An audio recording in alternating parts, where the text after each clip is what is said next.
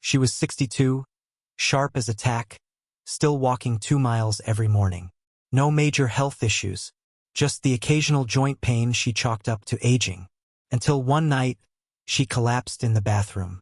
Her skin was pale, her feet were swollen, and her breath came in short, panicked gasps. By the time she reached the hospital, her kidneys had already started to shut down. They told us it was lupus, but no one had ever warned her that it could kill her kidneys. No one talks about lupus in older adults. People think it's a young woman's disease. Something that shows up in your 20s, maybe your 30s, not in your 50s, 60s, or 70s. That's why no one saw it coming. Not even her. Not even the doctors at first. At 62, Carol looked healthy. She didn't fit the picture of someone with an autoimmune disorder, much less one that would attack her kidneys from the inside out. And yet, that's exactly what happened. Lupus quietly lit a fire in her body, a slow, smoldering inflammation that burned through her joints, her skin, and finally, her kidneys. They call it lupus nephritis. It doesn't scream. It whispers until the damage is done. The thing about lupus, especially in people over 50, is that it doesn't always look like lupus.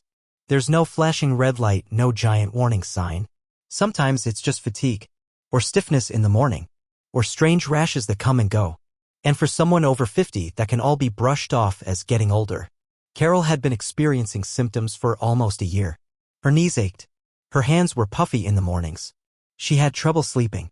Her skin sometimes felt like it was burning, but there was no fever. Her blood pressure crept up. Then the swelling started. That was the moment her daughter knew something was wrong. Her ankles were like balloons. Her face looked fuller. But the worst part was the change in her energy.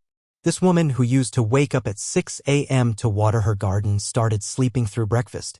She was cold even in the summer. She lost her appetite. And then the nausea began. When they finally ran her labs, the truth came out: her creatinine was up. Her GFR was down. Her urine was full of protein. Her kidneys were failing. But the cause wasn't diabetes. It wasn't hypertension. It was lupus. This autoimmune condition, usually associated with younger women, had taken root in her immune system and turned her own body against her kidneys. The doctors explained that lupus nephritis is a form of glomerulonephritis, a kind of inflammation that attacks the tiny filters inside the kidneys.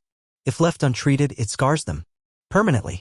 Here's the terrifying part: by the time most seniors with lupus start having kidney symptoms, the damage is already well underway. And lupus is a master of disguise. It mimics everything: arthritis, fibromyalgia, chronic fatigue, even depression. In seniors, it can look like mild cognitive decline or heart failure. And the older you are, the more likely it is that lupus will target your kidneys. Most people over 50 who get diagnosed with lupus have what's called late-onset lupus. It tends to be less aggressive in some ways, but more dangerous in others. Because it's subtle. It doesn't cause dramatic flare-ups right away. It creeps in. Slowly. Silently. And that's exactly what makes it so lethal to the kidneys. What makes it worse is how often it's misdiagnosed. Carol saw 2 different doctors before she got her answer. One told her it was just arthritis. The other said it was probably menopause-related fatigue. Neither tested her for ANA antibodies or anti-dsDNA markers that can help identify lupus. No one checked her urine protein until her legs were swollen enough to make walking painful. It wasn't until she ended up in the emergency room with shortness of breath, dangerously high blood pressure, and lab tests showing kidney failure that someone finally said the word lupus. By then, her kidneys were scarred. She would need long-term treatment, possibly dialysis if things didn't improve. But here's the good news, and this is important. If caught early, lupus nephritis can be treated, controlled, even reversed in some cases. Steroids, immunosuppressants, ACE inhibitors, there are tools. But none of them matter if the diagnosis comes too late. That's why awareness is everything.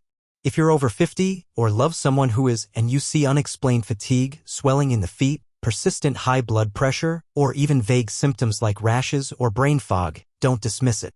Don't assume it's just aging. Ask for blood tests. Ask for a urine analysis. Ask if lupus is a possibility. Because kidney failure doesn't wait. And lupus doesn't always knock. Carol survived. But her life is different now. She takes medication every day to control her immune system. Her diet is strict. Her energy is limited. Her kidneys will never go back to what they were. But she's alive. And more than that, she's aware now. So is her family. So are her friends. But she wishes someone had told her sooner. She wishes someone had said, "This joint pain? It's not just age." She wishes someone had looked past the surface and thought, "Could this be lupus?" Because awareness could have saved her kidneys. Awareness could have given her years of health, not years of treatment. And the painful truth is, there are thousands like her right now, sitting at home, tired, swollen, brushing off the signs, believing it's just aging, waiting for it to get better. It won't, unless someone intervenes. Maybe that someone is you. If you're watching this and you're over 50, or you have parents, aunts, uncles, loved ones over 50, don't wait for the symptoms to scream. Listen when they whisper. Ask questions. Request labs. Demand answers. Because lupus and kidney disease don't care how much you love someone. They don't wait for the perfect moment. They slip in, quietly, like they did with Carol. But now, now you've seen how it starts, how it hides, how it steals what could have been a long, healthy life. And now you get to choose what happens next. Ask the hard questions. Look for the quiet signs. Share this video. You might just save a kidney, or a life. And if this hit home even a little, subscribe. Stay informed, because the silence is where it hides. But awareness, that's where it ends.